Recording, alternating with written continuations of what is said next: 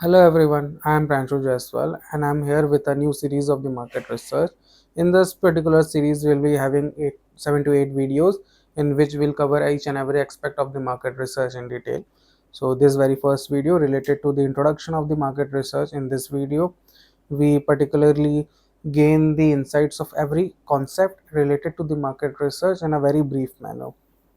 This particular series is very much relevant if you are an entrepreneur, if you are a business student, if you are a marketing executive, if you are a small business owner, and for each and every individual who is interested in this particular topic.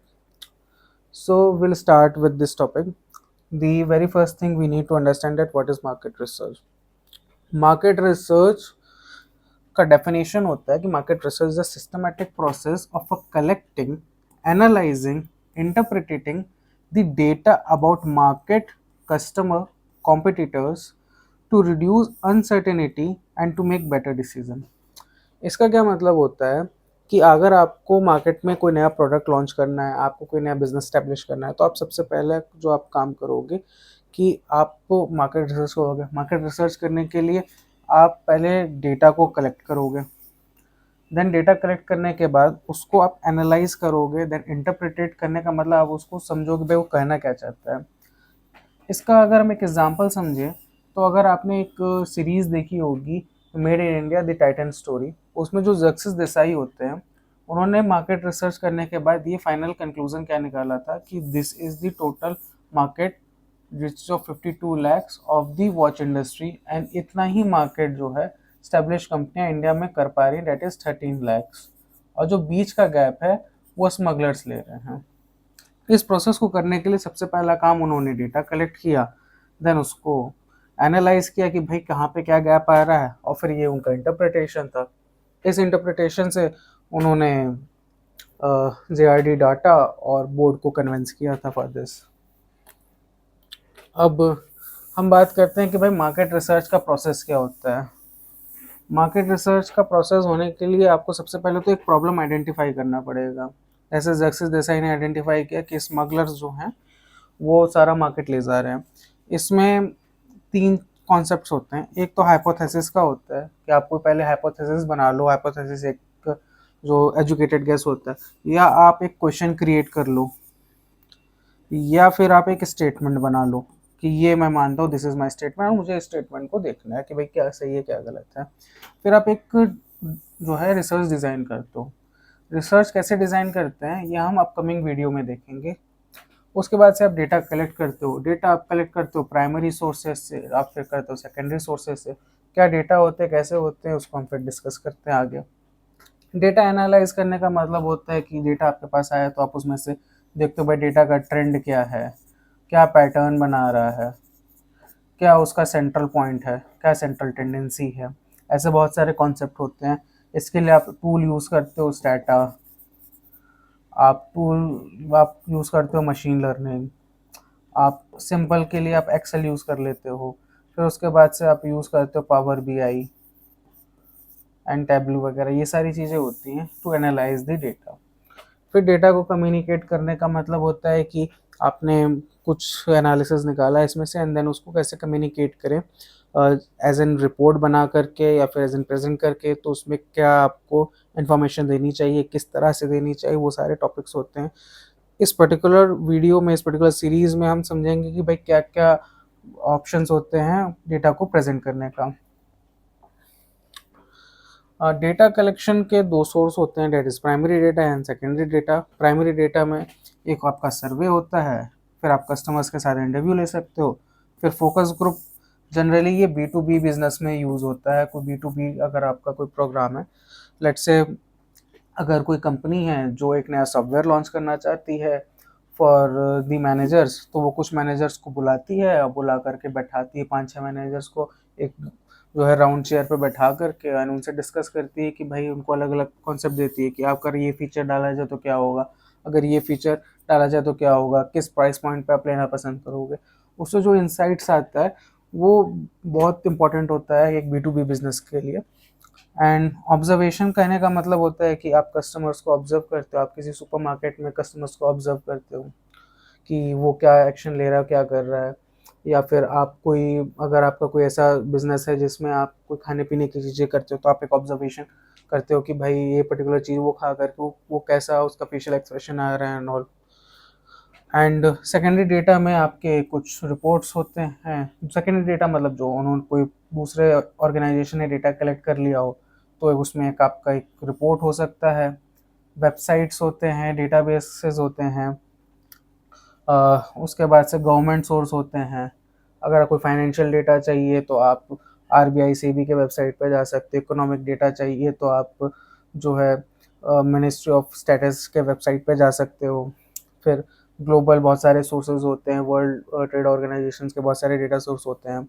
इन सारे database का मैं आपको source आप बता सकता हूँ आगे आने वाले वीडियो में। फिर उसके बाद से इंडस्ट्री डेटा का मतलब होता है कि कोई एसोसिएशन है, कोई कंपनी, उन्होंने कुछ रिसर्च किया, उसका उन्होंने कोई डेटा डाला हो या उनका कोई इंटरनल डेटा हो, उसे उसका अगर आपके पास एक्सेस हो तो वो सारी चीज़ें होती हैं। फिर डिज़ाइनिंग द रिसर्च, इसको हम फिफ्थ वीडियो में बहुत अच्छे से समझेंगे। अगर आपको मैं अभी ओवरऑल बता दूं तो सबसे पहला काम होता है कि आप अपना ऑब्जेक्टिव क्लियर रखो। ऑब्जेक्टिव क्लियर रखने का मतलब हुआ करने के लिए आपको सबसे पहले तो या तो आप कोई हाइपोथेसिस डिफाइन कर लो, कोई रिसर्च क्वेश्चन फ्रेम कर लो, कोई स्टेटमेंट फ्रेम कर लो, और ये कैसे करना है ये भी मैं आपको डिटेल में बताऊंगा। फिर आप एक मेथोडोलॉजी डिफाइन कर लो। मेथोडोलॉजी डिफाइन करने का मतलब होता है कि आप डेटा कैसे कलेक्ट करोगे, आप उसके बाद उसको कैसे, उसके ऊपर कौन कौन से टूल्स यूज़ करोगे, कौन से मैथमेटिकल कॉन्सेप्ट यूज़ करोगे, और कौन सी चीज़ें आप एनालाइज करना चाहते हो, एंड फिर उसको कैसे कम्युनिकेट करोगे, ये आपका मेथोडोलॉजी होता है। फिर आप सोर्स डिफाइन करते हो कि आपके पास जो डेटा है वो आपको किस सोर्स से चाहिए। प्राइमरी सोर्स से चाहिए, सेकेंडरी सोर्स से चाहिए। प्राइमरी में कौन से तरीके से आप करना चाहते हो, सेकेंडरी में कौन से तरीके से करना चाहते हो, वो आपको एक सोर्स बनाना पड़ता है। देन उसके बाद से आप डिज़ाइन टूल्स का यूज़ करते हो। डिज़ाइन टूल्स में बहुत सारे टूल्स होते हैं जिससे आप चीज़ों को समझ सकते हो। टूल्स के बारे में हम आगे डिटेल में बात करेंगे। देन आप एक सैंपल बनाना चाहते हो। सैंपल करने का मतलब अगर आपको रिसर्च करना है तो आप पूरे पॉपुलेशन पे तो कर नहीं सकते, इतना बजट नहीं होता है, कॉस्ट वाले बहुत सारे फैक्टर्स होते हैं। तो आप एक सैंपल डिफाइन करते हो कि लेट से अगर मुझे प्रोडक्ट लॉन्च करना है ऑल ओवर इंडिया, तो मैं गुजरात में देख लेता हूँ कुछ सिटीज़ में, देन यूपी के कुछ सिटी में, एंड देन साउथ के कुछ सिटी में कुछ एक पर्टिकुलर ग्रुप के को से एक सर्वे कंडक्ट करा लेता हूँ। तो आपको एक सैंपल डिफाइन करना होता है कि भाई इन इन लोगों से सर को ये करेंगे। एंड देन उस फिर आपको डेटा कलेक्शन प्लान करना पड़ता है। डेटा कलेक्शन प्लान करने का मतलब आपने डिफाइन किया कि हमें मुझे लेट से उत्तर प्रदेश के लखनऊ से एक पर्टिकुलर कॉलोनी है, वहाँ से डेटा चाहिए। तो अब आप उसको डेटा कैसे कलेक्ट करोगे, तो आपको ये प्लान करना पड़ेगा कि भाई मैं इंटरव्यू वहाँ पे लोगों के साथ कंडक्ट करूँगा, या मुझे सर्वे करवाना है, सर्वे मैं कैसे कराऊँगा, ये सारी चीज़ें आपको प्लान करनी होती है। फिर उसके बाद से आपको एनालिसिस प्लान करना होता है। एनालिसिस प्लान करने का मतलब आप कौन सा टूल यूज़ करोगे, आप कौन से कॉन्सेप्ट यूज़ करोगे, ये सारी चीज़ें आपको एनालिसिस प्लान में होता है। एनालिसिस प्लान में आगे आने वाले वीडियो में डिटेल में डिस्कस करूँगा। कुछ फैक्टर आपको कंसिडर करने पड़ते हैं रिसर्च प्लान से पहले, कि सबसे पहले तो आपके साथ वो कुछ रिलेवेंट होना चाहिए। ऐसा ना हो कि आप कुछ भी किसी भी तरीके से कुछ भी किए जा रहे हो। रिलेवेंस आपके ऑब्जेक्टिव से होने चाहिए सारे प्लानिंग्स का। देन फिजिबिलिटी, आपने कुछ ऐसा प्लान कर लिया लेकिन अगर आपको वो रिसर्च कराने के लिए आपके पास पैसे नहीं है, टाइम नहीं है, रिसोर्सेज नहीं है, तो नहीं कर सकते हो। आपने सोचा कि भाई मैं फोकस ग्रुप के साथ काम करूंगा, बट फोकस ग्रुप को बुलाने के लिए आपके पास उतने कनेक्शंस होने चाहिए, उतने रिसोर्सेज होने चाहिए। That is one thing. Accuracy, accuracy कहने का मतलब है कि आप जो भी डेटा कलेक्ट कर रहे हो वो आप अपने कुछ एडिशन नहीं करोगे। आप जो डेटा पॉइंट आपके पास आया आप उसी तरह डेटा पॉइंट को वहाँ पे मेंशन करोगे। एथिक्स के बारे में हम डिस्कस करेंगे इसी वीडियो में लास्ट में, क्या क्या एथिक्स फॉलो करने चाहिए कोई रिसर्च रिपोर्ट बनाने या कोई डेटा कलेक्ट करते टाइम। एंड देन फ्लेक्सिबल होना चाहिए आपको। अगर आपका एक मेथड काम नहीं किया तो आप दूसरे मेथड के ऊपर ट्रांसफर कर सकते हो। इस चीज़ के लिए आपको फ्लेक्सिबल होना चाहिए।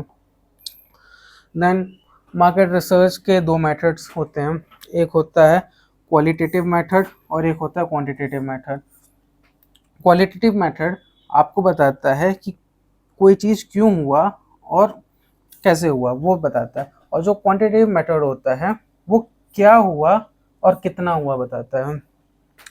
इसका मतलब होता है कि लेट से अगर आपने देखा कि आपका कोई प्रोडक्ट है, लेट्स से ज़र्क्सिस देसाई ने वॉच लॉन्च किया, एंड वॉच लॉन्च करने के बाद टाइटन का उन्होंने ऑब्जर्व किया था कि with in 3 months of the launch जो सदर्न स्टेट में लॉन्च है वो सदर्न स्टेट में ज़्यादा बिकता है, सदर्न स्टेट में 3,000 2,000 4,000 वॉच बिक रही हैं, बट जो नॉर्दर्न स्टेट है उसमें 100 150 वॉचेस बिक रहे हैं। तो ये आपने एक क्वांटिटेटिव अप्रोच निकाल के बताया कि भाई क्या हो रहा है और कितना हो रहा है, एंड देन उसको आपको फाइंड करना है क्वालिटेटिव मेथड से कि भाई ऐसा क्यों हो रहा है। ऐसा क्यों होने के लिए आपको लोगों से बात करना पड़ेगा, इंटरव्यू कंडक्ट करना पड़ेगा, आपको फोकस ग्रुप बना करके, मे बी फोकस ग्रुप ना हो तो आपको एक ओपन एंडेड सर्वे कंडक्ट कराना पड़ेगा चीज़ों को समझने के लिए। अब इसमें ये तो मैंने आपको वैसे एक्सप्लेन कर दिया, इसमें जो मेथड्स होते हैं मैं बता देता हूँ।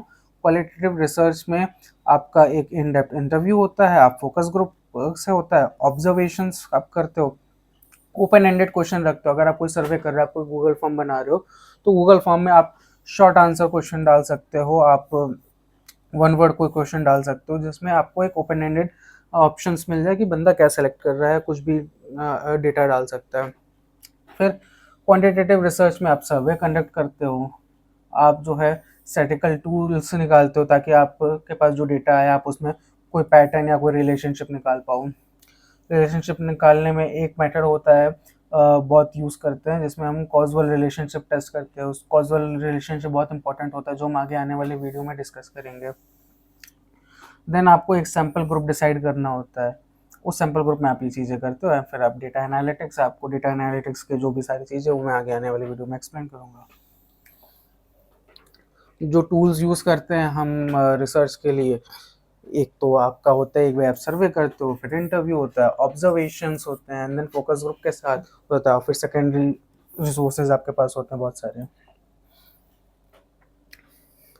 एनालाइजिंग द डेटा, अब आपके पास डेटा आ गया तो आपको डेटा एनालाइज करना होता है। डेटा एनालाइज करने का मतलब आपको उसमें से कुछ मीनिंगफुल इंफॉर्मेशन निकालना होता है। तो उसका एक तरीका होता है डिस्क्रिप्टिव एनालिसिस। डिस्क्रिप्टिव एनालिसिस का मतलब होता है डेटा का समराइजेशन, जिसमें आप डेटा की सेंट्रल टेंडेंसी निकालते हो, उसका स्क्यूनेस निकालते हो, कटऑसेस निकालते हो, वो सारी चीज़ें होती हैं डिस्क्रिप्टिव स्टैटिस्टिक्स में। आप बेसिकली उसका समरी निकालते हो। फिर होता है डायग्नोस्टिक एनालिसिस, जिसमें आप चीज़ें ये समझते हो कि अच्छा अगर ऐसा हुआ है तो ऐसा क्यों हुआ है, उसको आप डायग्नोस करने की कोशिश कर दो। फिर होता है प्रिडिक्टिव एनालिसिस। प्रिडिक्टिव एनालिसिस का मतलब होता है कि अगर अभी कोई ऐसा सिचुएशन क्रिएट हुआ है तो आने वाले टाइम में क्या हो सकता है। लेट्स से कि अगर कोई पर्टिकुलर प्रोडक्ट है उसका सेल्स आने वाले समय में कितना हो सकता है, प्रिडिक्टिव एनालिसिस होता है। इसको कैसे करते हैं हम डिस्कस करेंगे। एंड उसके बाद से एक होता है पर्सपेक्टिव एनालिसिस। पर्सपेक्टिव एनालिसिस का मतलब होता है कि आप रिकमेंड करते हो कोई प्रोडक्ट लॉन्च करना या ना लॉन्च करना, वो सारी चीज़ें होती है पर्सपेक्टिव एनालिसिस के। इसमें क्या कैसे करते हो हम आने वाले वीडियो में डिस्कस करेंगे। एंड देन जो प्रोसेस होता है एनालिसिस का, कि सबसे पहले आपको डेटा को क्लियर करना पड़ेगा। डेटा क्लियर करने का मतलब आप डेटा कलेक्ट करते हो तो उसमें बहुत सारे इश्यूज होते हैं। मे बी कोई डेटा आपके ऐसे 4 कॉलम्स में डेटा हैं, ठीक है, हो सकता है कि यहाँ पे कोई डेटा मिसिंग हो, तो आप उस मिसिंग डेटा को कैसे हैंडल करोगे। हो सकता है कि कोई एक डेटा पॉइंट हो जो कि आउटलायर हो, उसको आप कैसे करोगे। अगर आपको ये कॉन्सेप्ट्स नहीं आते तो मैं आगे आने वाले वीडियो में डिस्कस कर सकता हूँ। अब ये सारे उसके आउटपुट्स होते हैं, इसको मैं आगे डिस्कस करूँगा। रिसर्च का क्या प्रोसेस होता है, और ये रिसर्च का प्रोसेस इज़ यूनिवर्सल। आप कोई भी रिसर्च कर रहे हो, आप मार्केट रिसर्च कर रहे हो, आप इंडस्ट्री रिसर्च कर रहे हो, आप कोई रिसर्च पेपर बना रहे हो, आप फाइनेंस में कुछ रिसर्च कर रहे हो, तो सब कॉमन होता है। सबसे पहला काम है कि आपको एक प्रॉब्लम डिफाइन करना है। वो प्रॉब्लम आप डिफाइन करने के लिए आप हाइपोथेसिस का यूज़ कर सकते हो, आप रिसर्च क्वेश्चन का यूज़ कर सकते हो, आप स्टेटमेंट का यूज़ कर सकते हो। फिर आपको जो ऑलरेडी कुछ रिसर्च हो चुके हैं उस फील्ड में, आपको वो सारे रिसर्च से रिलेटेड जो रिसर्च पेपर हैं उनके जो लिटरेचर रिव्यूज़ हैं वो पढ़ने चाहिए, जिससे आपको समझ में आएगा कि आप मेथोडोलॉजी बना सकते हो। क्योंकि methodology is very important thing. जो आप पास्ट जो रिसर्च हुआ है उससे आप मेथडोलॉजी डिफाइन कर सकते हो। देन फिर आप एक अपना मेथडोलॉजी बनाओगे। देन उसके बाद से आप डेटा कलेक्ट करोगे, चाहे प्राइमरी चाहे सेकेंडरी सोर्स है, फिर एनालाइज करोगे एंड देन उसको फिर एक कम्युनिकेट करने के लिए उस इंटरप्रिटेशन अपने पास बनाओगे एंड देन उसको कैसे कम्युनिकेट करना, चाहे रिपोर्ट से चाहे प्रेजेंटेशन के थ्रू आप वो फिर डिसाइड करते हो। अब जो मार्केट रिसर्च में जो चैलेंजेस होते हैं, सबसे पहला चैलेंज तो ये होता है कि अगर आपने अपना जो ऑब्जेक्टिव है या फिर जो आपका रिसर्च क्वेश्चन है वो आपने अच्छे से डिफाइन ना किया हो, वो वेग हो या फिर आपने ना किया हो, या आपने बहुत छोटे ग्रुप को सैंपल बना लिया हो, या आपने जो है सैंपल ग्रुप जो बनाया वो आपने गलत चूज़ किया हो, या फिर जो है जो आपने टूल्स यूज़ किए या जो मैथमेटिकल कॉन्सेप्ट यूज़ किए वो बहुत ज़्यादा पुअर थे। यानी कि अगर आपको कोई चीज़ आपने कोई डेटा कलेक्ट किया, डेटा कलेक्शन में लेट्स से कोई डेटा है जो है आप हाईली स्क्यूड डेटा है, लेट्स से कोई हाईली स्क्यूड डेटा है, इस तरह का डेटा है, और अगर आपने उसमें यूज़ कर लिया सेंट्रल टेंडेंसी वाले कॉन्सेप्ट, आपने मीन वैल्यू निकाल लिया, तो मीन वैल्यू निकाल लिया और वो mean value may be useful ना हो। फॉर एग्ज़ाम्पल, अगर आपने लिया कि भाई मुझे एक प्रोडक्ट का मुझे प्राइस डिफाइन करना है, प्राइस डिफाइन करने के लिए आपने बहुत सारे इसको खैर हम आगे आने वाले वीडियो में डिस्कस करते हैं, यहाँ पे डिस्कस करना सही नहीं रहेगा। फिर आपके पास जो डेटा है वो इनएक्यूरेट हो सकता है, इनकम्प्लीट हो सकता है जो डेटा कलेक्ट आपने किया, या फिर आपने कुछ मिस रिप्रेजेंटेशन ऑफ डेटा हुआ हो, या आपने कोई एक पर्टिकुलर पॉइंट इग्नोर कर दिया हो। इस सारे चीज़ों को मैं डिटेल में जब मैं आपको क्वांटिटेटिव एक्सपर्ट बताऊंगा तो मैं आपसे डिस्कस करूंगा। अब रोल ऑफ हाइपोथेसिस, इससे अभी इतने समय से मैं बात कर रहा हूँ कि आपको हाइपोथेसिस क्लियर होना चाहिए, आपका जो है रिसर्च क्वेश्चन क्लियर होना चाहिए। वो क्यों क्लियर होना चाहिए ये यहाँ पे मैं आपको बताता हूँ। हाइपोथेसिस क्या होता है? एक एजुकेटेड गेस होता है। एजुकेटेड गेस कैसे लेते हो? अगर आपको उस डोमेन का नॉलेज है, आपने बहुत समय से बहुत सारी चीज़ें ऑब्जर्व कर रखी हैं, तो आप एक एजुकेटेड गेस ले सकते हो। कोई एजुकेटेड गेस का example, let's say young adults prefer the sustainable clothing और फास्ट फैशन ब्रांड। अगर आप जो है गारमेंट इंडस्ट्री में हो या टेक्सटाइल इंडस्ट्री में, मे बी आप क्लेम कर सकते हो, फिर आप इसको टेस्ट करते हो। या फिर offering free shipping increase the online purchase intent, या अ 10% price discount will significantly increase the repeat purchase. ये सारे चीज़ें आपने क्वेश्चन क्रिएट कर लिया, आपने एक गेस लिया एंड देन उसके ऊपर आपने एक रिसर्च मेथोडोलॉजी बना के उसके ऊपर रिसर्च कंडक्ट किया। जो भी आप ये लेते हो, आपको सबसे पहले बात तो क्लियर होना है। आप कुछ वेग चीज़ें नहीं बोल सकते, यानी कि आप ये नहीं बोल सकते कि भाई डिस्काउंट देने से जो रिपीट ऑर्डर है बढ़ जाएगा। आपको डिफाइन करना पड़ेगा भाई कितना डिस्काउंट ऑर्डर है, सारी चीज़ें क्लियर होनी चाहिए, स्पेसिफिक होना चाहिए। स्पेसिफिक करने का मतलब एक फोकस्ड क्वेश्चन होना चाहिए, आप कोई बहुत वेग क्वेश्चन नहीं बोल सकते। फिर टेस्टेबल होना चाहिए। टेस्टेबल करने का मतलब आपने कुछ ऐसा क्लेम कर दिया जिसको टेस्ट करना ही पॉसिबल नहीं है, तो फिर उसका कोई मतलब नहीं होता है। रिलेवेंट होना चाहिए, यानी कि अगर आपसे लेट से गारमेंट इंडस्ट्री में हो या फिर लेट से वॉच मेकिंग इंडस्ट्री में हो, तो आपको उससे रिलेवेंट क्वेश्चंस बनाने चाहिए, आप कोई वेग क्वेश्चन नहीं बना सकते। एंड देन टाइम बाउंड होना चाहिए। टाइम बाउंड करने का मतलब है कि मैं अगर कोई रिसर्च कर रहा हूँ, मे बी वो इस समय उसकी कोई वैल्यू है, आने वाले समय में वो चीज़ उसकी वो वैल्यू ना हो। ये सारी चीज़ें होती हैं। फिर questionnaire in the market research. Questionnaire कैसे बनाते हैं? क्वेश्चनर क्या होता है, कहने का मतलब आप सर्वे कंडक्ट कर रहे हो, तो सर्वे कंडक्ट करने के लिए आपको कुछ क्वेश्चंस बनाने होंगे कि जो जो आप लोगों से पूछोगे। वो कैसे बनाते हैं और वो क्या होता है उसको हम समझते हैं। तो obviously structure set of question is questionnaire. इसमें कुछ उसके जो टाइप्स होते हैं, ओपन एंडेड क्वेश्चन का मतलब, यानी कि अगर आप कोई गूगल फॉर्म से सर्वे बना रहे हो, तो ओपन एंडेड क्वेश्चन का मतलब है आप उसको शॉर्ट आंसर फॉर्म में डाल दिया या फिर आपने वन लाइन में डाल दिया, तो ये आपका ओपन एंडेड होता है। क्लोज एंडेड का कहने का मतलब होता है कि अगर आपको आपको ऐसा कुछ है जिसमें आपने कुछ स्पेसिफिक चॉइस दे रखी है, उसमें से ही बंदों को चूज़ करना है। यानी कि आपने पूछ लिया कि मुझे एनालाइज करना है कि आप कौन से ब्रांड का लेते हो, तो एक तरीका हो सकता है कि आपने शॉर्ट आंसर दे दिया, बट अगर आपको ये एनालाइज करना है कि नहीं मुझे केवल टॉप ब्रांड्स चाहिए, तो आपने टॉप ब्रांड्स का यहाँ पे नाम मेंशन कर दिया कि भाई इस ब्रांड में आप क्या यूज़ करते हो। ये क्लोज एंडेड होता है। मल्टीपल चॉइस का मतलब होता है कि आपने बहुत सारी चीज़ें डाल दी एंड देन वो डालने के बाद आप उसको ये समझना चाहते हो कि उसमें से एक कोई बंदा क्वेश्चन सेलेक्ट करे, तो उसके लिए आप मल्टीपल चॉइस डालते हो। रेटिंग स्केल करने का मतलब होता है, ये आप जनरली यूज़ करते हो कि आप किसी पर्टिकुलर ब्रांड से या पर्टिकुलर प्रोडक्ट से कितना सेटिस्फाई हो, या फिर आप किस प्राइस पॉइंट तक जा सकते हो, या फिर आपका या फिर ऐसी सारी चीज़ें, उसके लिए हम रैंकिंग स्केल यूज़ करते हैं।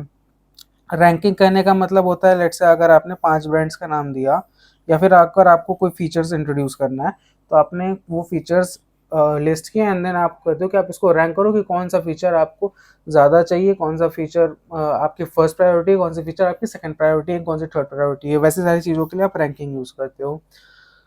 गुड क्वेश्चनेयर बनाने के लिए सबसे पहले तो आपका ऑब्जेक्टिव क्लियर होना चाहिए। अगर आपका ऑब्जेक्टिव ही नहीं क्लियर है, तो आप अच्छे क्वेश्चन डिज़ाइन ही नहीं कर पाओगे, आप वेग हो जाओगे। देन फिर आपका जो रिस्पोंडेंट है, आपको वो क्लियर होना चाहिए। अगर आपका रिस्पोंडेंट डोमेन स्पेसिफिक रिस्पोंडेंट है, तो आप की टर्म्स यूज़ कर सकते हो, लेकिन अगर वो डोमेन स्पेसिफिक नहीं है, तो आपको की टर्म्स नहीं यूज़ करने हैं। उसके बाद से जो क्वेश्चंस होने चाहिए ना, वो सिंपल एंड क्लियर होने चाहिए। उसमें आप जार्गन या डबल या फिर ऐसा कोई वर्ड जिसका कुछ दो मीनिंग निकल रहा हो, वैसे सारे चीज़ें नहीं यूज़ करनी चाहिए। फिर एक लॉजिकल फ्लो होना चाहिए क्वेश्चन का। लॉजिकल फ्लो होने का मतलब होता है कि आप लेट्स से आप कुछ भी बीच में ना ला दो, यानी कि अगर आप यहाँ पे अगर आप एक 10 क्वेश्चन बना रहे हो और आपका 2 क्वेश्चन प्राइस के ऊपर है, तो वो प्राइस के ऊपर क्वेश्चंस एक साथ होने चाहिए, फर्स्ट और लास्ट नहीं होने चाहिए, या फर्स्ट या लास्ट हो सकते हो, तो उसके लिए कोई स्पेसिफिक रीज़न हो चाहिए, तो आपको फ्लो डिफाइन करना पड़ता है। शॉर्ट रखना पड़ता है। शॉर्ट रखने का मतलब आप जो है 8 से 10 क्वेश्चन रखो, that is the maximum limit. उससे ऊपर क्वेश्चन जनरली नहीं रखने चाहिए। अगर आप रखते हो तो उसके ऊपर कुछ इंसेंटिव आपको देना चाहिए रिस्पोंडेंट को, ताकि वो कोई बंदा रिस्पॉन्ड करे, क्योंकि टाइम स्पैन बहुत कम होता है इस सब चीज़ों के लिए। हाँ, आपको सर्वे कंडक्ट कराना है, तो आप सबसे पहले सर्वे डिज़ाइन करने के बाद पायलट टेस्ट करो। पायलट टेस्ट करके आपको पता लग जाएगा कि आपने जो सर्वे बनाया है वो सही बनाया है कि नहीं बनाया, ताकि आप उस पॉइंट पे आप चेंज कर सकते हो। बैलेंस क्वेश्चन होना चाहिए। बैलेंस क्वेश्चन करने का मतलब है आपको सारे चीज़ें कवर करने चाहिए, और उसमें क्वेश्चंस में डिफरेंशिएशन होना चाहिए। आप सेम तरह के क्वेश्चन अलग अलग लैंग्वेज में ना पूछो।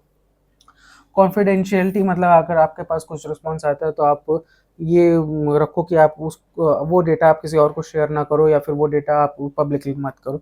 तो कॉन्फिडेंशियल होना चाहिए अगर आप किसी रिस्पॉन्डेंट से डेटा ले रहे हो।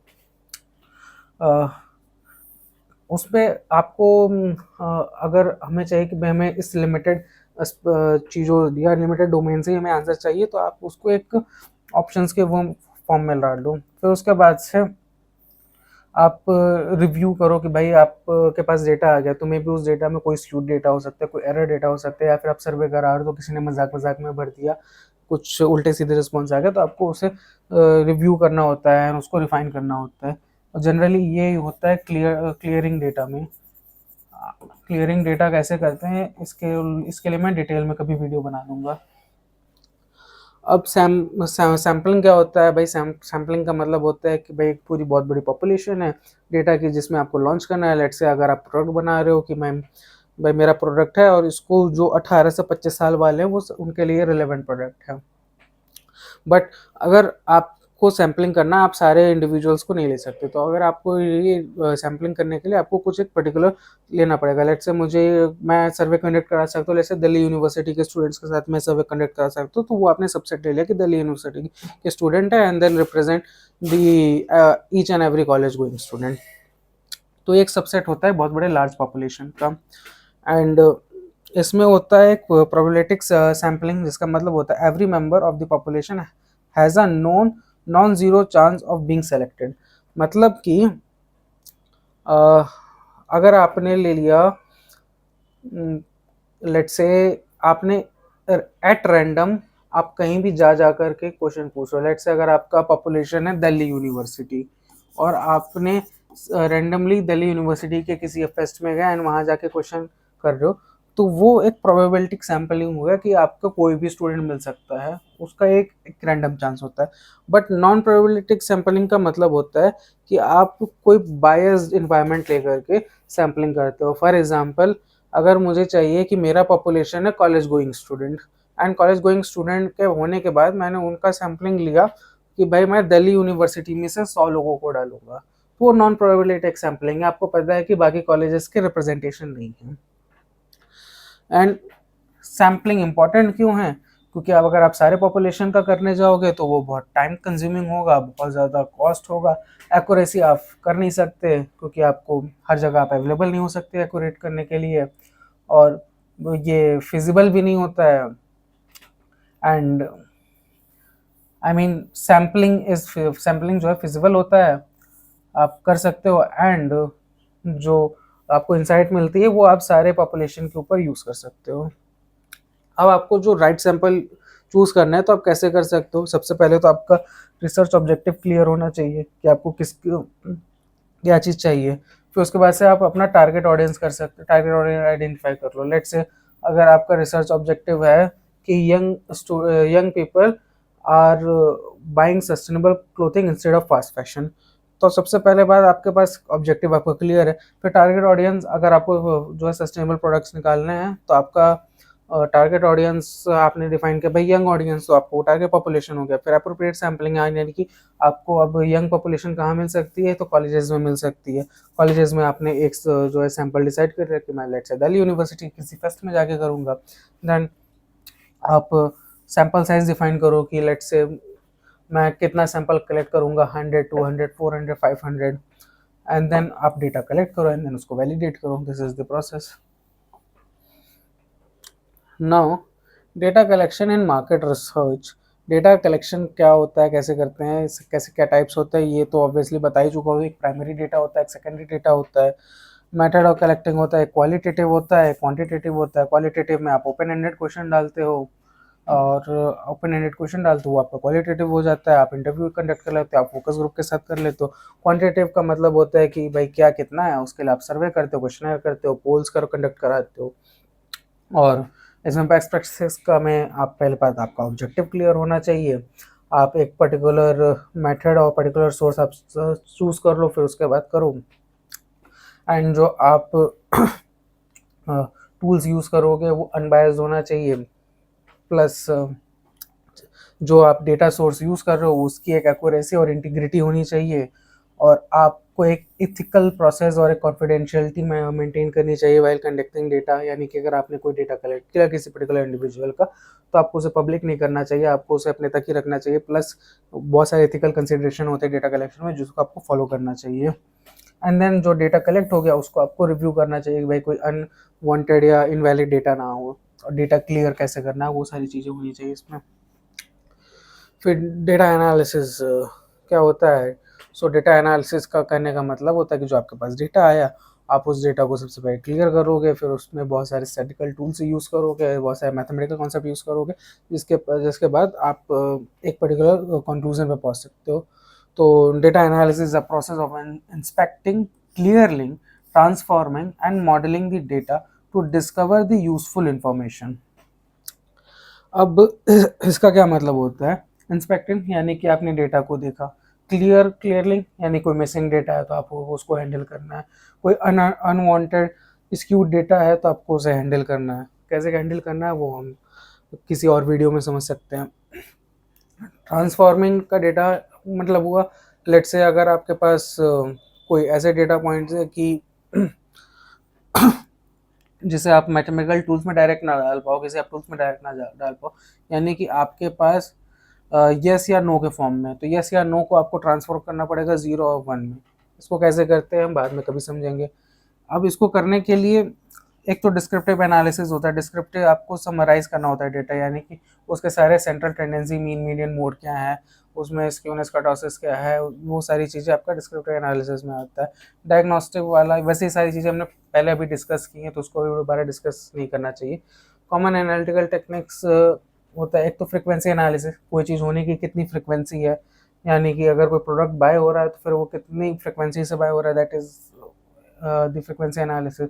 आपका क्रॉस टेबुलेशन एक प्रोसेस होता है जिसको मैं आगे आने वाली वीडियो में डिस्कस करूंगा। ट्रेंड एनालिसिस होता है, फिर कोरिलेशन एनालिसिस होता है। कोरिलेशन एनालिसिस करने का मतलब कोई दो दो ऑब्जर्वेशन है, दो ऑब्जर्वेशन आपस में कितना रिलेटेड है, कोरिलेशन होता है, फिर रिग्रेशन होता है। रिग्रेशन में आप डिफाइन करते हो भाई आने वाले टाइम में क्या वैल्यू हो सकता है। फिर दूसरा, अगर हमने डेटा पॉइंट चेंज किया, इंडिपेंडेंट वेरिएबल चेंज किया, तो डिपेंडेंट वेरिएबल में क्या चेंजेस आएंगे, इसको मैं डिटेल में आपको डिस्कस करूंगा क्वालिटेटिव में। देन फैक्टर एनालिसिस होता है, फैक्टर एनालिसिस में मैं आपको डिस्कस करूंगा आने वाले वीडियो में क्वालिटेटिव एनालिसिस में। इसका जो स्टेप होता है डेटा एनालिसिस का, इसका मतलब होता है आप डेटा पहले प्रिपेयर करो, प्रिपेयर करने का मतलब उसको क्लियर करो, उसे ऑर्गेनाइज करो, फिर डेटा में आप उसको ऑब्जर्व करो, उसमें क्या पैटर्न आ रहे हैं, क्या ट्रेंड्स दिख रहे हैं, एंड देन वो देखने के बाद जो आपको सुटेबल टेक्निक लगे कि भाई मैं ये सारे टूल्स या फिर ये सारे टेक्निक्स के थ्रू मैं इसको एनालाइज कर सकता हूँ, आप वो सारी चीज़ें करो। फिर उसके बाद से जो आपको रिजल्ट मिलेगा आपको वो इंटरप्रिटेट करना है। इंटरप्रिटेट मतलब आपने 10 तरह के कॉन्सेप्ट्स यूज़ किए हैं, तो उससे उससे आपको क्या रिजल्ट मिला, उससे आपको एक डिसीजन पे पहुंचना होता है, एंड देन उसको फिर प्रेजेंट करना होता है। प्रेजेंट करने के लिए आप जो बहुत सारे डेटा प्रेजेंटेशन के टूल्स होते हैं, जैसे पाई चार्ट हो गया, बार चार्ट हो गया, कॉलम चार्ट हो गया, ऐसे बहुत सारे टूल्स होते हैं। उसको हम आने वाले वीडियो में समझेंगे भाई कैसे करते हैं। बेस्ट प्रैक्टिसेस, जो एथिकल कंसिडरेशन होता है, वो सारी चीज़ें होती हैं। अब reporting and ethics in the, अब इसमें कुछ एथिकल बातें होती है कि आप जो रिपोर्टिंग कर रहे हो उसमें क्या क्या एथिक्स वाली चीज़ें होती है। एथिक्स वाली चीज़ें मैं लास्ट में लेता हूँ। Then using questionnaire and the data effectively, अगर आपने जो है क्वेश्चंस बनाया उसे आप कैसे इफेक्टिव वे में कर सकते हो, क्या क्या टूल्स होता है आपके पास कलेक्शन के लिए, वो सारी चीज़ें हम समझते हैं। तो integrating questionnaire and the data, questionnaire से आपके पास जो डेटा है वो कैसे कलेक्ट होता है। तो questionnaire provides a qualitative insight while data analysis provide the quantitative evidence, together they are the complete pictures. इसका क्या मतलब हुआ कि जो क्वेश्चनर आपने बनाया वो आपको एक क्वालिटेटिव एक्सपेक्ट दिया, एंड जो आपने सर्वे कंडक्ट किया या जो आपकी क्वांटिटेटिव एक्सपेक्ट है वो आपको एक दूसरा फॉर्म ऑफ कंटेंट देगा, एंड आपको दोनों को मिला के जो मिक्स स्ट्रैटेजी होता है उसके थ्रू आपको एक कंप्लीट पिक्चर समझ में आएगा। इस चीज़ों को आप ये चीज़ आपको समझ में आएगा फोर्थ वीडियो के सीरीज में। अब क्या आप इंसाइट होता है, तो सबसे पहला बात कि आपको इंसाइट जो मिला उससे आप एक्शन में कैसे जाओगे। तो जो आपके पास इंसाइट आया उसको आप एनालाइज करोगे, उसको एनालाइज करने के बाद आपको एक अपॉर्चुनिटी समझ में आएगी। अपॉर्चुनिटी मतलब मार्केट में ये गैप है, या मार्केट पे इस प्राइस पॉइंट पे हम इंटर कर सकते हैं, या ये पर्टिकुलर फीचर लोगों को चाहिए, या कंज्यूमर प्रेफरेंस चेंज हो रहा है, वो सारी चीज़ें आपकी अपॉर्चुनिटी हुई। फिर उस अपॉर्चुनिटी को पाने के लिए आप एक डिसीजन लोगे कि मैं ये प्रोडक्ट लॉन्च करूंगा, इस इंडस्ट्री में जाऊंगा, वो सारी चीज़ें डिसीजन लेने के बाद उसको इम्प्लीमेंट करोगे। इम्प्लीमेंट करने के बाद आप उसको इम्प्रूव करने के लिए फिर मार्केट रिसर्च करोगे। ये सारे प्रोसेस होते हैं। टूल्स क्या होते हैं, गूगल फॉर्म होता है आपका जो है सर्वे कंडक्ट कराने के लिए, एक्सेल गूगल शीट होता है डेटा हैंडलिंग के, पावर बाई टैब्लो होता है डेटा विजुअलाइजेशन के लिए, और आपका EPSSR होता है एडवांस एनालिटिक्स, जिसमें से जो सबसे इजी फॉर्म होता है अगर मैं कहूँ तो वो R होता है। आपको R सीख लेना चाहिए। फिर उसके बाद से आपको अगर क्वालिटेटिव डेटा एनालिसिस करना है तो उसके लिए बहुत सारे टूल्स होते हैं। वैसे आप क्वालिटेटिव डेटा एनालिसिस में पाइथन अगर आप सीखते हो तो उसमें भी कुछ ऐसे टूल्स होते हैं जिसके थ्रू आप क्वालिटेटिव एनालिसिस पाइथन में भी कर सकते हो। वही सारी बातें कि भाई आपका गोल क्लियर होना चाहिए, आपका ऑडियंस कैसे हैं आपको पता होना चाहिए, जो आपने रिसर्च मेथोडोलॉजी बना रहे हो, जो आप क्वेश्चनर बना रहे हो वो आपके इंडस्ट्री या आपके प्रोडक्ट से रिलेवेंट होना चाहिए। और इससे पहले कि आप सर्वे स्टार्ट कर दो या रिसर्च स्टार्ट कर दो, आप एक छोटा सा टेस्ट कर लो अपने सराउंडिंग में कुछ लोगों के साथ, जिससे आपको कुछ फीडबैक मिल जाएगा, एंड देन आप उसको डीपली एनालाइज करो। जो आपके पास डेटा कलेक्ट हुआ है, you need to analyse those data, तो कि आप क्या पैटर्न है, क्या ट्रेंड है, क्या क्वालिटी ऑफ द डेटा है। एंड क्वालिटी इंश्योर करने का मतलब आपके पास जो डेटा है वो जो आप डेटा कलेक्ट कर रहे हो वो एक कंसिस्टेंट वे में आप पॉपुलेशन होना चाहिए, कंसिस्टेंट पॉपुलेशन होना चाहिए, प्लस जो भी रिसर्च की रिलायबिलिटी है वो अच्छी होनी चाहिए। और कम्युनिकेट क्लियरली करने का मतलब होता है कि आपने कुछ तो एनालाइज कर लिया, बट अगर आप उसको कम्युनिकेट नहीं कर पा रहे हो उस ऑडियंस को जिसके थ्रू आपको ये इंसाइट गेन करना है, तो फिर वो नहीं हो पाएगा। तो कम्युनिकेट क्लियर करने के लिए आप रिपोर्टिंग होती है, प्रेजेंटेशन होता है, उसमें बहुत सारे टूल्स यूज़ होते हैं जिसको हम आगे आने वाले वीडियो में डिस्कस करेंगे। Applying market research in real life. अब रियल लाइफ में आप क्या मार्केट रिसर्च से क्या कर सकते हो? तो आपको कोई मार्केटिंग कैंपेन लॉन्च करना है, उसमें यूज़ हो सकता है। आपको कोई प्रोडक्ट डेवलपमेंट पे काम करना है, उसके लिए हो सकता है। बिजनेस स्ट्रैटेजी डेवलप करनी है। बिजनेस स्ट्रैटेजी करने का मतलब कि अगर मुझे कोई प्रोडक्ट लॉन्च करना है या फिर मुझे किस प्राइस पे, मुझे अगर प्राइसिंग स्ट्रैटेजी जाननी है तो मुझे डिफाइन करना पड़ेगा कि भाई क्या लोगों की परचेजिंग पावर है, प्लस किस प्राइस पॉइंट पे कितना सेल्स आ सकता है, वो सारी चीज़ें। कस्टमर एक्सपीरियंस है मुझे अगर इम्प्रूव करना है कि मुझे क्या फीचर देनी चाहिए जिससे कस्टमर का एक्सपीरियंस इम्प्रूव हो। तो मुझे अगर पॉलिसी बनानी है, अगर मैं पॉलिसी मेकिंग में हूँ या फिर मैं किसी कंपनी का पॉलिसी बनाता हूँ, तो उसमें उसके लिए भी मार्केट रिसर्च इंपॉर्टेंट होता है। यहाँ पे एक एग्जांपल है, how a brand uses a market research. तो एक सर्वे कंडक्ट कराता है to understand the customer preference, and then उस डेटा को एनालाइज करता है कि डिमांड ऑफ सस्टेनेबल प्रोडक्ट बढ़ रहा है, इसलिए वो एक प्रोडक्ट निकालता है जिसमें वो sustainable product, sustainable raw material use करता है।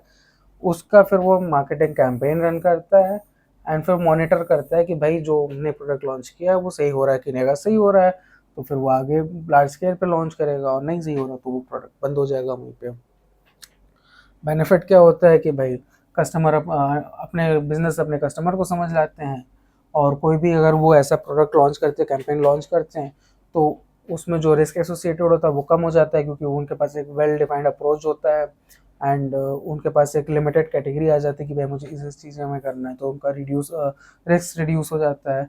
अपॉर्चुनिटी उन्हें नहीं समझ में आती है, अगर कस्टमर प्रेफरेंस चेंज हो रहा है तो वो उन्हें मार्केट रिसर्च समझ में आता है।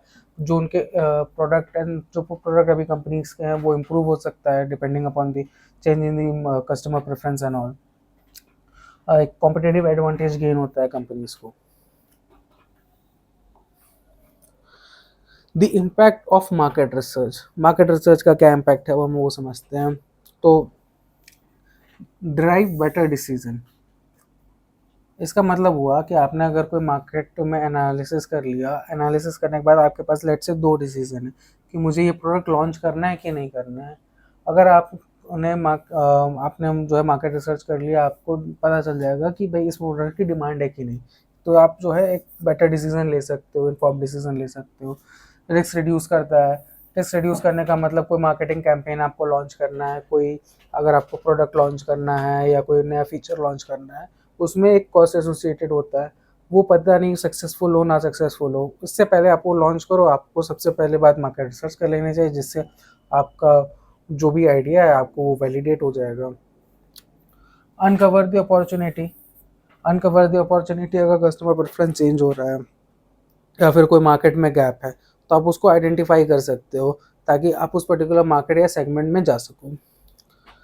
अब improve the performance and the growth, का कहने का मतलब हुआ कि आपने कस्टमर्स को समझा, ऑडियंस को समझा, जो प्रोडक्ट है, जो उसकी प्राइसिंग है, जो उसके फीचर्स है, आपने उस मार्केट के हिसाब से चेंज कर लिया।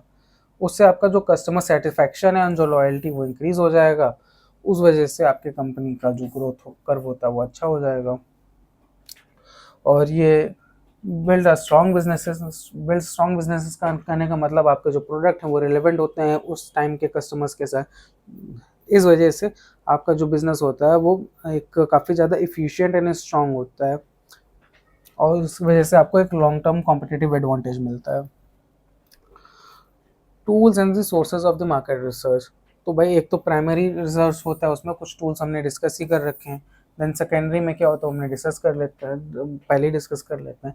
डेटा एनालिसिस में क्या टूल्स यूज होता है, तो एक तो एक्सेल यूज होता है। उसके बाद से जो statistical Excel and Google sheet, वैसे तो आप पूरा डेटा एनालिसिस कर सकते हो, बट जनरली डेटा क्लियरिंग के लिए ज़्यादा यूज़ होता है। एंड कुछ अगर आपको चार्ट वगैरह बना रहा है तो उसके लिए हम ज़्यादा इसको यूज़ करते हैं। अगर आपको डिटेल और एडवांस टूल चाहिए तो SPSS, R, पाइथन, ये सारे टूल्स होते हैं। डेटा विजुअलाइजेशंस करने का मतलब आपको जब डेटा कम्युनिकेट करना होता है तो उसको आपको विजुअलाइज करके दिखाना पड़ता है। उस विजुअलाइजेशंस के लिए और प्लस कुछ डैशबोर्ड बनाने के लिए Tableau and power BI use होता है। गूगल एनालिटिक्स जो होता है एक नया गूगल का टूल, मतलब एक गूगल का टूल है जिसमें गूगल एनालिटिक्स में आप जनरली कुछ फीचर्स होते हैं जो आप यूज़ करते हो। लेट्स से आप पाइथन, जो प्रोग्रामिंग लैंग्वेज है वो आप गूगल एनालिटिक्स में यूज़ कर सकते हो, काइंड ऑफ सारी चीज़ें। एंड देन आप गूगल एनालिटिक्स के और भी बहुत सारे टूल्स होते हैं जिसको हम आगे डिस्कस करेंगे। और क्वालिटेटिव डेटा एनालिसिस के लिए ये कुछ टूल्स होते हैं, इसको आप यूज़ कर सकते हो। उसको हम आगे आने वाले वीडियो में डिस्कस करेंगे क्वालिटेटिव डेटा में।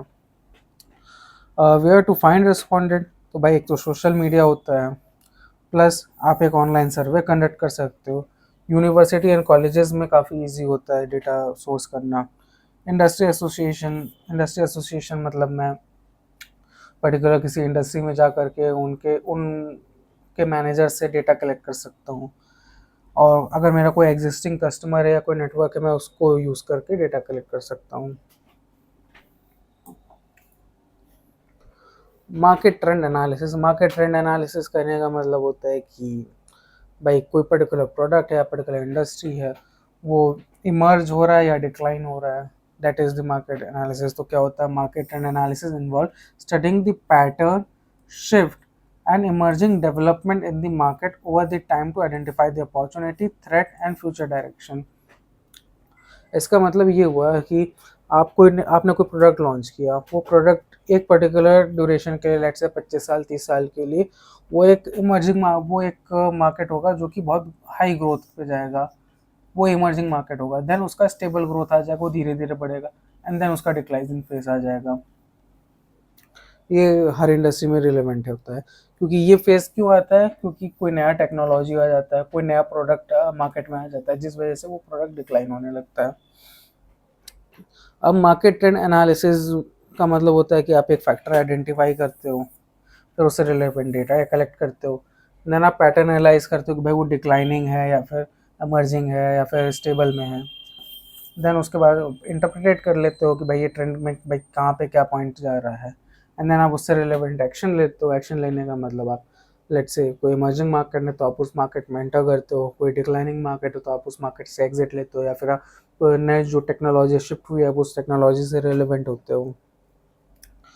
जो जनरली ट्रेंड आपको वॉच करने चाहिए इन the market is the consumer behaviour, किस तरह से चेंज हो रहा है, और जो एथिकल चॉइसेस हैं वो किस तरह से ग्रो हो रहे हैं, प्लस जो डिजिटल ट्रांसफॉर्मेशन है वो किस तरह से चीज़ों रीशेप कर रहा है, डिस्ट्रीब्यूशन सिस्टम कैसे चेंज कर रहा है, वो सारी चीज़ें आपको देखनी चाहिए। With the emergence of technology आप जो है पर्सनलाइज एंड कस्टमाइज प्रोडक्ट बहुत इजीली कस्टमर्स तक पहुंचा सकते हो। आपको उस फैक्टर को भी कंसिडर करना चाहिए। Globalisation and the local relevance, आपका कोई प्रोडक्ट है, मे बी वो लोकली रिलेवेंट हो। लेट्स से आपने बनाना चिप्स बनाया, बनाना चिप्स में भी more relevant to the South India, but आपको उसको ग्लोबल बनाना है तो आपको उसमें बहुत सारी चीज़ें चेंज करनी पड़ेंगी, आपको वो थिंकिंग लानी पड़ेगी कि इसको मैं कैसे ग्लोबल प्रोडक्ट बनाऊँ। इनोवेटिव एंड एजिलिटी करने का मतलब है कि अगर कोई मार्केट में चेंज आता है, कोई नई टेक्नोलॉजी आती है, तो आपको इतना एजाइल होना पड़ेगा कि आप उस पर्टिकुलर चेंज के लिए आप रेडी हो, आप चेंज ले सको, आप कंज्यूमर प्रेफरेंस के साथ चेंज आओ, नई टेक्नोलॉजी के साथ आप टेक्नोलॉजिकल चेंज लाओ अपने फर्म में। अब अगर हम एथिक्स की बात करें तो एथिक्स में अगर आप कोई सर्वे करते हो तो सबसे पहले आप जिस भी ऑडियंस से कर रहे हो, आपको सबसे पहले उनका कंसर्न लेना चाहिए। कंसर्न लेने के बाद आपको एक फेयर तरीके से उन्हें ट्रीट करना चाहिए एंड रिस्पेक्ट करना चाहिए उनके आइडिया को। प्लस ऑनेस्टी एंड ट्रांसपेरेंसी का मतलब हुआ कि आप जब भी जो डेटा आपने आइडेंटिफाई किया, सबसे पहले कलेक्शन के टाइम पे आप उसको रिलेवेंट रखो, ऑनेस्टली एंड ट्रांसपेरेंट तरीके से डेटा आप लोगों का कंजर्व करके रखो, एंड आप लोगों के साथ ट्रुथफुल हो कि आप किस पर्पस से आप डेटा कलेक्ट कर रहे हो। अगर आपको कस्टमर प्रेफरेंस समझना है तो आप बताओ कि हम कस्टमर प्रेफरेंस के लिए हम नया प्रोडक्ट लॉन्च कर रहे हो, तो आप बताओ कि मैं उस प्रोडक्ट के लिए सर्वे कलेक्ट कर रहा हूँ। तो ये सारी चीज़ें आपको ध्यान रखनी चाहिए। कॉन्फिडेंशियलिटी, आप जो डेटा कलेक्ट कर लो, जो पर्सनल डेटा कलेक्ट कर रहे हो, तो आपको you should be you should make the data confidential, आप उसे पब्लिक मत करो या फिर किसी और को शेयर मत करो। एंड अगर आपके पास कोई पर्सनल डेटा आता है तो आप उससे जिस इंडिविजुअल का डेटा है उसे कोई भी हार्म मत करो। प्लस इनएक्यूरेसी इंटीग्रिटी का कहने का क्या मतलब हुआ कि अगर आप कोई डेटा कलेक्ट कर रहे हो, लेट से कोई इंडिविजुअल है, उसने कहा कि मैं एक्स ब्रांड को करता हूँ, बट आपके पास कोई दूसरा प्रेफरेंस है, पर्सनल प्रेफरेंस है कि भाई मैं वो वाई ब्रांड को डालूंगा, तो आप उसकी इंटीग्रिटी या एक्यूरेसी को चेंज मत करो। जो कस्टमर ने कहा है, जो ऑडियंस ने कहा है, आप वही सेम डेटा को उसमें रखो। अब इस वीडियो से क्या टेक अवे था कि आप जब कोई रिसर्च करते हो तो सबसे पहले बात तो आपका ऑब्जेक्टिव है वो क्लियर होना चाहिए। यानी आप क्या जा रहे हो, आपके पास एक रिसर्च क्वेश्चन होना चाहिए, आपके पास कोई हाइपोथेसिस होना चाहिए। मेथोडोलॉजी आपका क्लियर होना चाहिए। मेथोडोलॉजी कैसे बनाते हैं, उसके लिए आप जो पुराने रिसर्च हो रखे हैं, आप उनके लिटरेचर रिव्यू लिटरेचर रिव्यू को देखो, जिससे आपको जो राइट मेथोडोलॉजी है वो आपको समझ में आएगी। प्लस आपका जो मेथोडोलॉजी है वो आपको क्लियर होना चाहिए और वो होना चाहिए। प्लस आप अपना एथिक्स मेंटेन करके रखो। एथिक्स मेंटेन करने का मतलब आपने जो पर्सनल डेटा कलेक्ट किया उसका जो भी इथिकल कंसिडरेशन है वो रिलेवेंट होना चाहिए, आप वो अनइथिकल काम ना करो। प्लस डेटा इंटीग्रिटी का मतलब होने कहने का मतलब आपके पास जो डेटा आया आप वही डेटा रखो, आप अपने पर्सनल प्रेफरेंस के हिसाब से डेटा पॉइंट के साथ छेड़छाड़ मत करो। आप हाई क्वालिटी का डेटा लाओ, हाई क्वालिटी के टूल्स यूज़ करो एंड हाई क्वालिटी के मैथमेटिकल कॉन्सेप्ट यूज़ करो। प्लस हॉलिस्टिक पर्सपेक्टिव का क्या मतलब हुआ कि जो मल्टीपल डेटा पॉइंट है आप उसे कंसिडर करो। कहने का मतलब है, लेट्स से अगर आपको आपका जो टारगेट ऑडियंस है, target audience let's say college students हैं, तो कॉलेज स्टूडेंट्स के कहने का मतलब है आप ऐसा मत कंसिडर करो कि आप एक कॉलेज में जाओ और वहाँ से डेटा कलेक्ट करो। आप मल्टीपल कॉलेजेस में जाओ, वहाँ पे अलग अलग क्लासेस में जा करके अलग अलग डेटा कंसिडर करो। प्लस अगर आपका जो है टारगेट ऑडियंस कॉलेज स्टूडेंट है, तो आप ये भी मत करो कि आपने एक जेंडर के साथ कर लिया, लेट से आपने बॉयज़ के साथ डेटा कलेक्ट कर लिया। नहीं, आप उसमें सारे फैक्टर्स इंक्लूड करो और सारे ईयर्स इंक्लूड करो। करने का मतलब है कि अगर आपने सोचा कि भाई मुझे 100 डेटा पॉइंट कलेक्ट करने हैं, 100 डेटा पॉइंट कलेक्ट करने का मतलब होता है कि आप इसमें सबसे पहले तो कर लो भाई 50 बॉयज़ हों 50 गर्ल्स हों। उसके बाद से 50 बॉयज़ में से आप डिफाइन कर लो कि मैं इतना मैं कॉलेज ए से लूँगा, इतना कॉलेज बी से लूँगा, ये सारी चीज़ें। एंड देन सेम थिंग आपने कॉलेज ए कॉलेज बी से लिया, प्लस मैं कहूँगा कि लेट से 10 जो मैं लोग लूँगा वो फर्स्ट ईयर से होंगे, जो 10 लोग लूँगा वो सेकंड ईयर से होंगे, जो 10 लूँगा वो जो होंगे थर्ड ईयर से होंगे, 10 जो होंगे फोर्थ ईयर से होंगे। आप ये सारी चीज़ें, सारे डेटा पॉइंट कंसिडर करके आप उसको लेके चलोगे। प्लस आप एक इंसाइट्स निकालने की कोशिश करोगे। डेटा कलेक्ट करना इज नॉट इनफ, आप कुछ इंसाइट निकालने की कोशिश करोगे डिफरेंट टूल्स यूज़ करके। हाँ, आपको आपने जब रिसर्च स्टार्ट किया, मे बी आपके पास उस समय कुछ आपने सोचा हो, बट चीज़ें चेंज हो सकती हैं, तो आपको अडॉप्ट करना सीखना होगा आपको।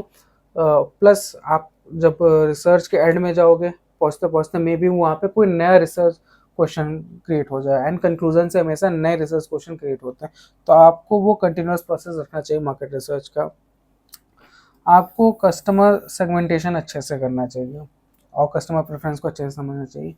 अपॉर्चुनिटी देखना चाहिए कि आपको देखना चाहिए कौन सी नई अपॉर्चुनिटी आ रही है, कहाँ पे मार्केट गैप है, कहाँ पे जो है प्राइस का गैप है, क्या कस्टमर प्रेफरेंस चेंज हो रहा है।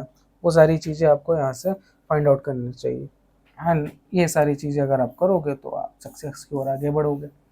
अब अगले वीडियो में, ये रहा वैसे हमारा एंड, अगले वीडियो में हम समझेंगे qualitative aspect of the market research.